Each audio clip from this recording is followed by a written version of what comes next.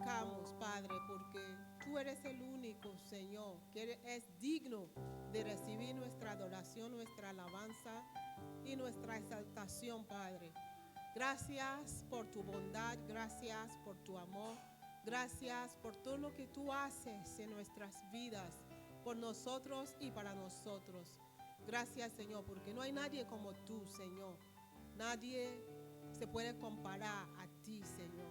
Tú eres el único que lo merece todo de nosotros, porque por eso nos formaste, para adorarte, para alabarte y para glorificar tu nombre.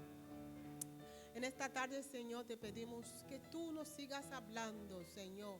Abre nuestros oídos, danos entendimiento de tu palabra, Señor. Ilumínanos, Señor, a través de tu espíritu, para que podamos comprender todo lo que tú tienes por nosotros en esta tarde. Espíritu Santo, te pedimos que tú nos ayudes a entender y comprender tus palabras, Señor. Que no seamos solamente oidores, que podamos poner tu palabra en obra para glorificarte. Gracias, Señor. En el nombre de Jesús te pedimos. Amén. Que Dios le bendiga a todos en el nombre de Jesús. Amén. Yo tengo una pregunta en esta tarde. Bueno, como Benjamín ya hizo preguntas muy fáciles y como yo soy la madre, pues una pregunta. ¿Creen que es posible ser fructífero en aflicción? Estando afligido, tener fruto, ¿es posible? ¿Así? ¿Eso lo creen? Gloria a Dios. Bueno, como no sé si sabemos y si no lo sabemos, el primer mandamiento para Dios, o sea, de Dios para la humanidad, ¿cuál creen que es? ¿Cómo? Bueno, primer mandamiento. Eso, bueno. Si vamos a Génesis capítulo 1, en 2 versículos, en solamente Génesis capítulo 1, en versículos 22 y 28, allí Dios lo dice claramente. Sean fructíferos, bueno, aquí dice ser fecundos, pero dice ser fructíferos, multiplíquense. Bueno, aquellos que todavía no se han multiplicado ya están a tiempo de multiplicarse. Como ve que mi hermana sigue multiplicándose y aquellos que quieren multiplicar, pues es tiempo que Dios dice, sean fructíferos y multiplicados, hermano José Carlos, multiplicados y llenar. Bueno, 28, por favor. Y los bendijo Dios y les dijo, sed fecundos. En un mismo capítulo, 2 veces. Así que para nosotros es muy importante, porque si Dios lo dice 2 veces, es súper importante, porque la palabra de Dios dice, una vez habló Dios y 2 veces lo oí, que poder de Dios es. Vale, si Dios dice que tenemos que ser fructíferos y nosotros también creemos que es posible que seamos fructíferos aún si estamos afligidos. Bueno, ¿qué es aflicción? Eso es estando en una situación que no es agradable. Eso es aflicción. Un ejemplo de alguien que estuvo fructífero aún estando en aflicción, si alguien me lo puede decir. Una persona, ejemplo de algunos que estuvieron afligidos, pero aún en esta aflicción tuvieron mucho fruto. Job, bueno, Job, sí, José, muchos. Pero si vamos a mirar la historia de esas personas, una cosa que es muy importante es que temen a Dios, muy bien, y que Dios estaba con ellos. Eso es la diferencia. Dios está con ellos. Vale, vamos a ver,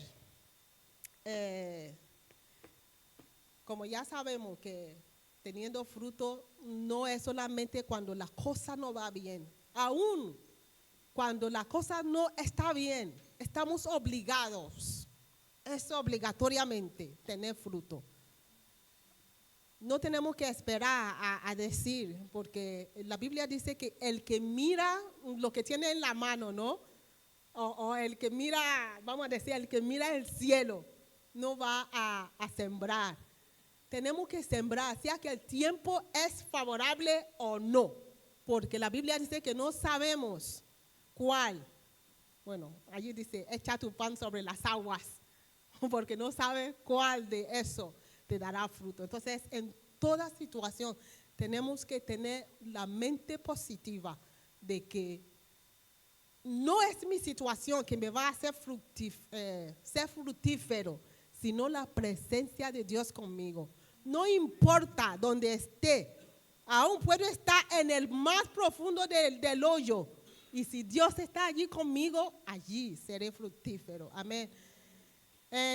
Bueno, ya lo hemos visto. En Génesis capítulo 41, que habla de José. Génesis capítulo 41 y versículo de 50 a 52. Y le nacieron a José 2 hijos. Bueno, allí vemos, era la historia de cuando José estaba en Egipto. Ya salió de su esclavitud, ¿no? Pero aún así estaba sirviendo a Faraón.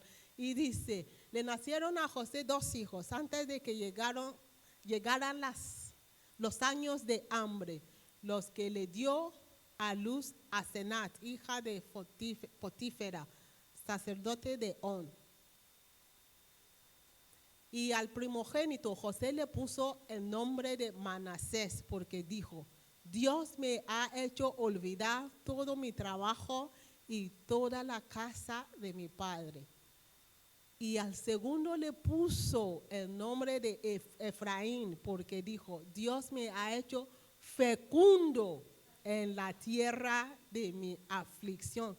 Estaba en la tierra de aflicción, pero aún así Dios le hizo fructífero. Entonces eso quiere decir que, como ya había dicho, que en cualquier situación que estemos, no es la situación en sí, sino quién está de nuestro lado, quién está con nosotros o a quién nosotros estamos siguiendo.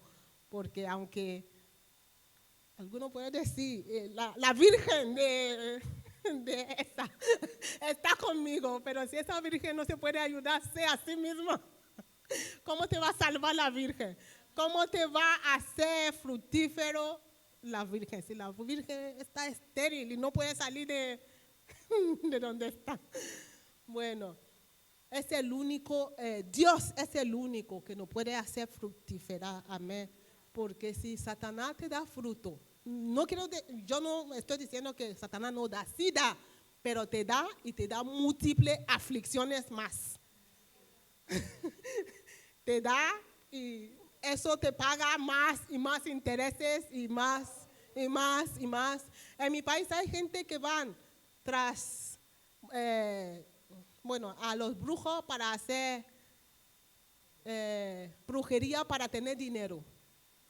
Y sí le dan mucho dinero, pero a algunos le corta la vida.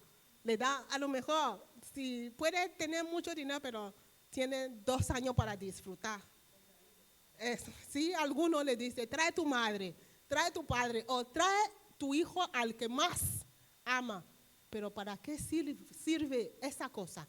Si luego te trae, la Biblia dice que algunos por buscar dinero se han, ¿cómo lo dijo en Timoteo? A ver si mamá me puede ayudar. No, que se han hecho, no sé, en inglés, pierced themselves with many sorrow. Se han puesto, mucha tristeza. Está me parece que en Timoteo, donde dice el amor al dinero es el principio de mal. Y más abajo, el único que puede estar en nuestro lado en nuestra aflicción, para que seamos fructíferos, es Dios, el único sabio. Ese es el único que nos puede librar, aún en aflicción, bendecirnos, aún en en la situación más indeseada, hacernos resplandecer. Amén. Pero aún así, no es solamente Dios con nosotros, sino lo que nosotros tenemos en la mente.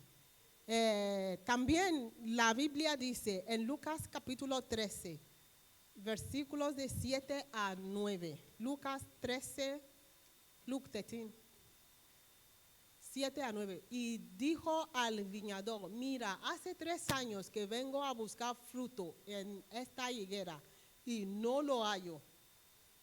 Córtala, porque ha de cansar la tierra. Él entonces respondiendo le dijo: Señor, déjala por este año todavía, hasta que yo acabe alrededor de ella y la eche abono. Y si da fruto el año que viene, viene bien. Y si no, si da fruto el año que viene, bien. Y si no, córtala. Allí vemos que a Dios no le interesa lo que no da fruto. Y si nos acordamos de cuando Jesús maldijo la higuera, ¿por qué? ¿Por qué fue? Entonces Dios quiere que nosotros como su hijo demos fruto. ¿Pero qué fruto? Vamos a ver. Hay muchos tipos de fruto que podemos dar. Cuando Dios mandó a Moisés a salvar a los israelíes en Egipto, ¿qué le dijo Dios? Cuando él dio tanta excusa, ¿qué le dijo Dios? ¿Quién se acuerda en la historia? Bueno, vamos a ver en Éxodo capítulo 4, versículo 2. Del 1 a 2. Moisés respondió y dijo: y si no me creen ni escuchan mi voz, ¿por qué quizás digan: no se te ha aparecido el Señor? Y 2. Y el Señor le dijo, vamos a leerlo juntos.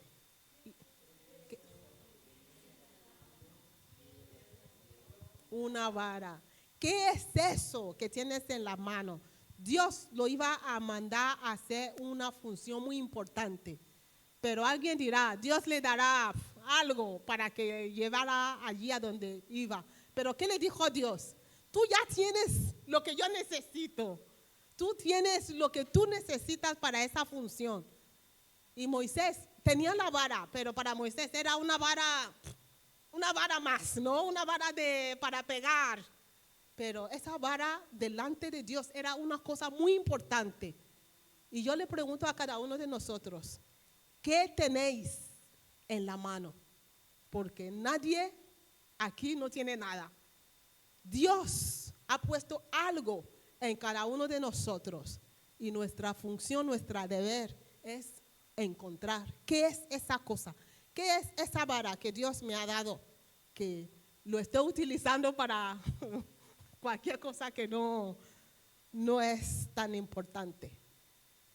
Otra cosa es, en la historia de José, si leemos cuando Faraón lo llamó para que él fuera a interpretar el sueño. No lo tengo anotado, pero si lo leen desde capítulo 40 de Génesis, me parece, ahí puede encontrar la historia.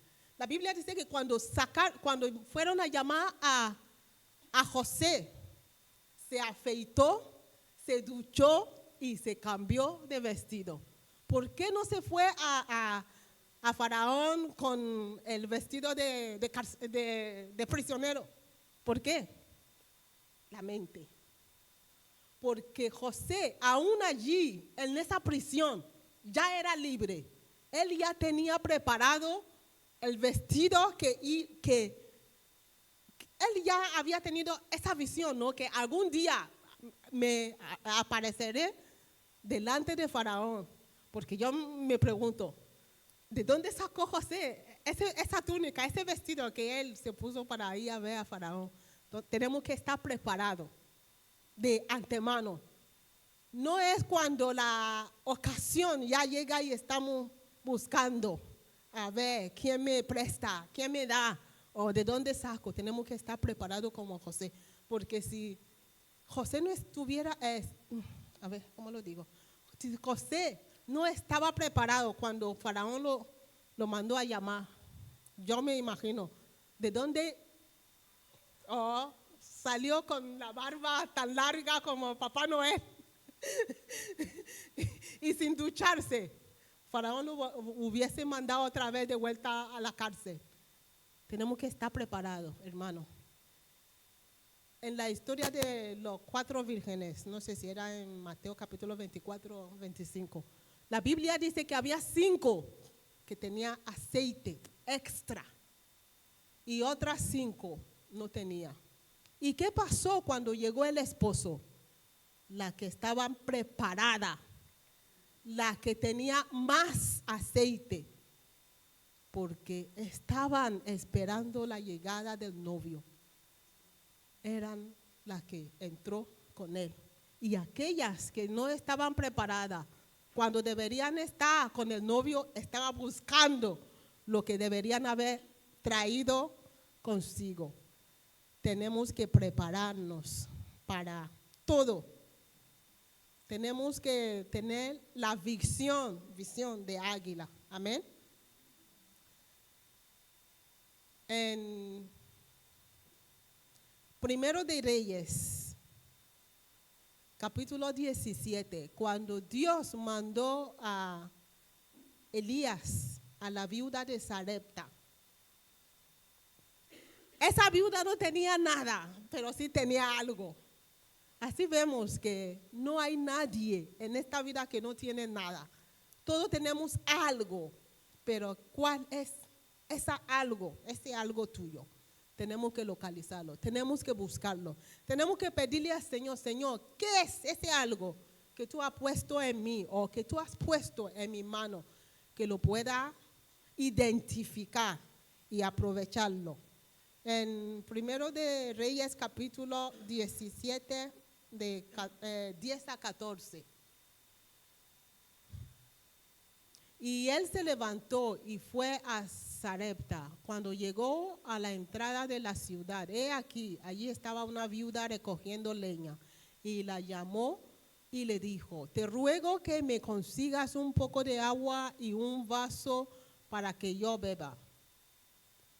Cuando ella iba a conseguirla, la llamó y le dijo, te ruego que me traigas también un bocado de pan en tu mano. Pero ella respondió, vive el Señor tu Dios, que no tengo pan, solo tengo un puñado de harina. No tenía pan, pero tenía algo para producir pan, ¿no? Amén. Entonces, esa cosa que nosotros no tenemos, tenemos algo para conseguirlo. Por eso tenemos que pedirle al Señor, Señor, abre mi ojo, da mi entendimiento. Tengo un puñado de harina en la tinaja y un poco de aceite en la vasija y estoy recogiendo unos trozos de leña para entrar y prepararlo para mí y para mi hijo, para que comamos y muramos. 13 y 14, por favor. Entonces Elías le dijo, no temas, ve, haz como has dicho, pero primero hazme una pequeña torta de eso y tráemela. Después hará para ti y para tu hijo. Porque así dice el Señor, Dios de Israel, no se acabará la harina en la tinaja, ni se agotará el aceite en la vasija hasta el día que el Señor mande lluvia sobre la faz de la tierra. Esa mujer no tenía, pero tenía lo último para acabar y para seguir su vida en la eternidad. Pero allí vemos que esa que era su último, era el principio de la bendición de Dios en su vida. Entonces a veces lo que nosotros necesitamos es hacer sacrificio, porque lo que ella hizo allí era sacrificar su presente para el futuro. Algunos de nosotros, lo que tenemos de presente lo estamos guardando para el futuro, pero eso es como una plataforma, ¿no? Para que podamos, que Dios nos lance a nuestro futuro. Pero allí muchos fracasan muchos pierden la bendición de Dios porque somos agarrados y nos agarramos a eso. Pero para Dios, Dios no es humano. A veces Dios no prueba. Y si fallamos en esa prueba, pues ya no será difícil, ¿no?, que esa oportunidad vuelva. Quizás sí, Dios puede ser misericordioso y volver a repetirlo, pero ya habrá pasado tiempo. Tenemos que tener discernimiento. Como hijos de Dios, tenemos que tener el espíritu de discernimiento para poder discernir dónde sembrar. Porque vamos a pensar, si el profeta Elías hubiese sido un falso profeta y le hubiese profetizado, sí, habrá abundancia, y la mujer en su ignorancia hubiese sembrado en una tierra estéril, ¿qué habrá pasado? Pues adiós, será lo último para ella, para su hijo, para la familia. Pero cuando Dios está en el asunto, lo que nosotros pensamos que es el final sería el comienzo. Entonces tenemos que preguntarle a Dios, Señor, ¿eres tú el que está hablando realmente? ¿Este hombre es de tu parte? Porque había un profeta también en la Biblia, no sé si era Primero de Reyes, capítulo 13, uno que era profeta, pero profeta de verdad, y fue y engañó a otra profeta que le trajo maldición. Por eso tenemos que tener discernimiento, ser abierto al Espíritu Santo. Allí tenemos que poder tener los oídos afinados para escuchar la voz de Dios, porque la Biblia dice que tenemos que probar todos los espíritus para saber si son de Dios. Amén.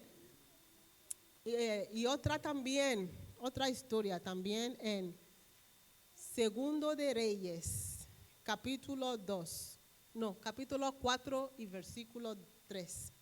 Segundo de Reyes, capítulo 4 y versículo 3. Entonces él le dijo, ve, pide vasijas prestadas por toda parte de todos. Si me lo puede poner desde uno mejor para que lo entendamos, por favor. Y una mujer de las mujeres de los hijos de los profetas clamó a Eliseo diciendo, tu siervo, mi marido, ha muerto, y tú sabes que tu siervo temía al Señor, y ha venido el acreedor a tomar a mis 2 hijos para esclavos suyos. Y Eliseo le dijo, ¿qué puedo hacer yo por ti? Dime qué tienes en casa. Dime qué tienes en casa. Y ella respondió, tu sierva no tiene en casa más que, ella no tenía nada, pero sí tenía algo. Tenía una vasija de aceite. Amén. Y su bendición estaba en esa vasija de aceite. Y ella decía, no tenía nada. Entonces él le dijo, ve, pide vasijas prestadas por todas partes de todos los vecinos, vasijas vacías, no pidas pocas, sino pida muchas hasta que te aburras de pedir. Amén. Y luego entra, cierra la puerta, bueno, ya. Pero vemos que en toda esta historia, Dios obra con lo que nosotros ya tenemos, no lo que no tenemos, porque Dios ya nos ha dado esa bendición. Solamente hace falta la multiplicación. Y la Biblia dice, es la bendición de Dios que y no añade tristeza. Cuando Dios está de nuestro lado, aunque sea muy poca cosa lo que tenemos, si Dios está en el asunto, es una bendición grande. Es una oportunidad para llegar a nuestro lugar donde Dios quiere que estemos. Amén. Entonces vemos que en toda esta historia no era solamente Dios obrando, sino que los hombres también tenían su parte que hacer. Como en el caso de Moisés, él tenía que usar lo que Dios ya le había dado, que era la vara. Y vemos que esa vara era lo que le volvió a llevar a donde él había salido huyendo, porque salió con miedo, ¿no? Para que Faraón no lo matara, pero cuando Dios se le apareció, él volvía con poder, con toda valentía para enfrentar a su temor. Amén. Entonces, cuando Dios está de nuestro lado, no tengamos temor. Y José, como ya había dicho, estaba preparado. Tenemos que estar preparados para todo. Como dijo Pablo a Timoteo, dice, tú predica en tiempo y fuera de tiempo. Así tenemos que estar preparados en tiempo y fuera de tiempo para todo. Pero si no tenemos Dios de nuestro lado, por favor, no nos metamos en aventura, porque será muy desastroso, ¿no? ¿Se acuerdan de los 7 hijos de uno allí en Hechos, que estaban echando fuera el demonio? Te echamos fuera en el nombre de Jesús, que Pablo y eso predicaban. Pero ¿qué pasó? Porque ellos usaban el nombre de Dios, de Jesús, pero no eran parte de Jesús. Amén. Si pensamos que Dios nos va a apoyar cuando nosotros no somos parte de Dios, nos va a ocurrir desgracia. Amén. Tenemos que estar preparados y tenemos que pedirle a Dios, Señor, ¿qué me has dado? ¿Qué es lo que tengo? Le cuento una anécdota, porque a veces lo que tenemos no es para usarlo, derrocharlo, pero si no es para un X tiempo. Vamos a pensar si esa mujer que le preparó el bocado, el pan a Eliseo, hubiese preparado esa harina antes de que llegase Eliseo, ¿qué habrá sido de la mujer y su hijo? Yo creo que habrá muerto en ese tiempo de hambruna, ¿no? Pero ella pudo reservar eso hasta el momento ideal. Había una historia que yo leí, no sé si era cierto o no, pero es muy interesante, porque dice que en un puerto donde llegan los barcos, que hay faro, ¿no? Y obligatoriamente hay que estar alguien allí preparando y encendiendo la luz, ¿no? Para que los barcos puedan llegar bien.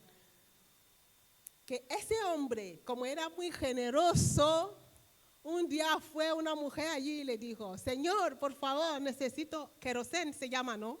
Necesito un poquito de querosén. Y ese querosén era lo que necesita para encender. Y el hombre, como buen hombre, pues le dio a la mujer. Y al día siguiente vino más gente, por favor, Señor, danos querosén. Y él siguió haciendo buena obra. Y así sucesivamente, por varios días. Y llegó un día, ya se había acabado el querosén. Y venía barcos, pero ya no hay querosén. El hombre no podía encender la luz. Yo creo que todos sabemos el resto de la historia, ¿no? El barco con toda la gente que están allí, pues se hundieron porque se chocaron, no sabían dónde deberían ir. ¿Qué nos dice esta historia? Que tenemos que saber hasta el límite que tenemos que hacer el bien, ¿no? Jesús dice que sí, hagamos el bien, pero si eso lo que necesitamos es para otro propósito y lo usamos para un propósito que no es. Hay en Josué capítulo 1, versículo 8, la Biblia dice que este libro de la ley no se aparta de tu boca, sino que medita en ella día y noche, porque así harás prosperar. A ver, este libro de la ley no se apartará de tu boca, sino que meditarás en él día y noche, para que cuides de hacer todo lo que en él está escrito, porque entonces hará prosperar tu camino y tendrás éxito. En inglés dice, tendrás bueno éxito. Hay éxito y hay bueno éxito.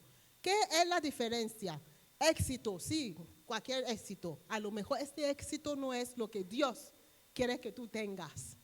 Y el bueno éxito es lo que sí Dios te ha destinado a hacer. ¿Qué quiero decir? Que si yo hago bien, a lo mejor tengo 10 euros y y me vienen 3 personas, ¿no?, que están en necesidad. Y 2 de ellos, uno va a utilizar ese dinero para fumar, otro para comprar alcohol y otro que realmente está en necesidad. Pero antes de que llegue el último, el tercero, yo ya he repartido los 10 euros para los 2 primeros. ¿Qué he hecho? ¿He hecho buena obra? Sí, pero ¿es buena realmente?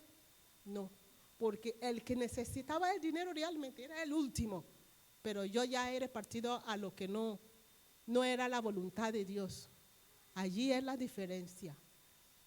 Que Dios nos ayuda a discernir dónde tenemos que sembrar, cómo tenemos que sembrar y cuándo tenemos que sembrar, porque no toda la tierra produce fruto. Aún en la parábola del sembrador, ¿qué dijo Jesús? Había una tierra que no producía y otra sí producía, pero salieron espinos y lo chocaron. Y otro que produció en 30, en 60 y 100 por uno. Nosotros, ¿dónde queremos sembrar? ¿Donde no hay fruto? ¿Donde hay espino? ¿O donde hay 30? ¿O donde hay 60? ¿O donde hay 100? Vamos a pedirle al Señor, Señor, ayúdame a ser fructífero. Si estoy en la aflicción, que tu presencia pueda estar conmigo. Pero para que la presencia de Dios pueda estar con nosotros, tenemos que tener el temor de Dios como José. Porque cuando la mujer de Potifar le dijo a José, acuéstate conmigo, José le dijo, ¿cómo puedo hacer este mal delante de Dios? Si nosotros hacemos cualquier cosa, no importa dónde estemos, porque el pastor no me ve, ni el pastor David me va a ver, ni la hermana Graciela me va a ver, ni la hermana Marisol, no hay nadie aquí, pero Dios sí nos ve.